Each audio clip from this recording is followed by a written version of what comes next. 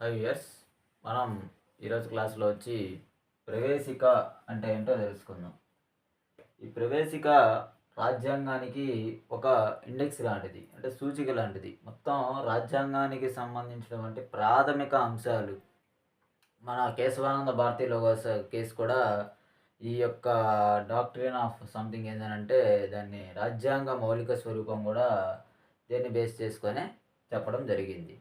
So అలా రాజ్యాంగం మొత్తం కూడా అడ్మినిస్ట్రేషన్ కాకుండా, పరిపాలన విధులు కాకుండా, నాయకుల యొక్క విధులు కాకుండా, సో టోటల్‌గా ఒక తీర్పు సుప్రీంకోర్టు గనక ఇచ్చినా, హైకోర్టు గనక ఇచ్చినా వేటిని బేస్ చేసుకొని తీర్పు ఇవ్వడం జరుగుద్ది అనంటే, ఈ 5 అంశాలను బేస్ చేసుకొని తీర్పు ఇవ్వడం జరుగుద్ది. 1 సార్వభౌమ, 2 సామ్యవాద, 3 వచ్చి లౌకిక, 4 వచ్చి ప్రజాస్వామ్య, 5 వచ్చి గణతంత్ర. సో ఇది మనకున్నటువంటి ప్రవేశిక మెయిన్. అయితే ప్రవేశిక రాజ్యాంగంలో అంతర్భాగం కాదని మనకి బెరుబెరి కేసు తెలియజేయడం జరిగింది. అదేవిధంగా ఇంకో కేసు ఏంటంటే గోపాలన్ కేసు. ఈ కేసు కూడా సో ప్రవేశిక రాజ్యాంగంలో భాగం కాదు అని తెలియజేయడం జరిగింది. అయితే కేశవానంద భారతి కేసులో ఇది ఒక పార్ట్ అని చెప్పడం జరిగింది. నెక్స్ట్ మినర్వా మిల్స్ కేసులో కూడా ఈ ప్రవేశిక అన్నది అంతర్భాగం అని చెప్పడం జరిగింది. అయితే ఇక్కడ సార్వభౌమ అధికారం అంటే ఏంటి, సామ్యవాద అంటే ఏంటి, లౌకిక అంటే ఏంటి, ప్రజాస్వామ్య అంటే ఏంటి, గణతంత్ర అంటే ఏంటి తెలుసుకుందాం. సో సార్వభౌమ అధికారం అంటే ఏంటి అంటే ఇక్కడ సార్వభౌమత ఈరోజు ఏ చట్టం చేసినా సరే ఈ పార్లమెంటు సంబంధించినటువంటి నాయకులంతా కూడా ఎవరి నుంచి ఎన్నుకున్నారు అంటే ప్రజల నుంచి. సో సార్వభౌమ అధికారానికి మూలం ఎవరంటే ఇక్కడ ప్రజలని చెప్పుకోవచ్చు.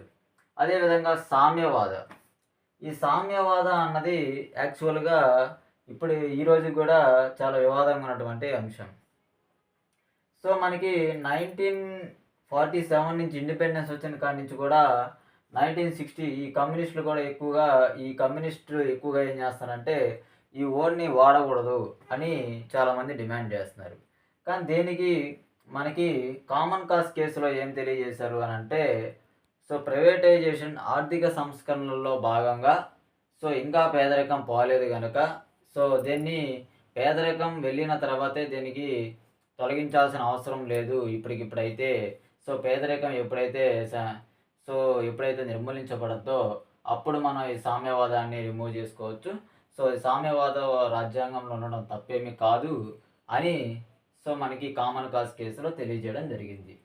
లౌకికవాదం, ఈ లౌకికవాదం అంటే ఏంటి అని అంటే ప్రతి మతం పట్ల కూడా రాజ్యం ఎలా ఉంటుంది అని అంటే సో అందరికీ కూడా ఎటువంటి వివక్షత ఉండకుండా ప్రతి మతం పట్ల కూడా ఒకే రకమైన ఎటువంటి విధానాన్ని తెలియజేయదు, తటస్థంగా ఉంటుంది. దాన్ని సెక్యులరిజం అన్నారు ఇక్కడ. నెక్స్ట్ ప్రజాస్వామ్యం. సో యాక్చువల్లీ ఇండియాలో మనం రాష్ట్రపతిని ఎలా ఎన్నుకుంటున్నాం అంటే ఇండైరెక్ట్గానే ఎన్నుకుంటున్నాం. సో రాష్ట్రపతిని కానీ, ప్రధానమంత్రిని కూడా, ముఖ్యమంత్రిని కూడా మనం వీళ్ళందరినీ కూడా ఎలా ఎన్నుకుంటున్నాం అంటే పరోక్ష ప్రజాస్వామ్య రూపంలో మనం ఇక్కడ ఎన్నుకోవడం జరుగుతుంది. తర్వాత అదేవిధంగా గణతంత్ర. సో రాష్ట్రపతి పదవి అత్యున్నతమైనటువంటి పదవి రాష్ట్రపతి పదవి.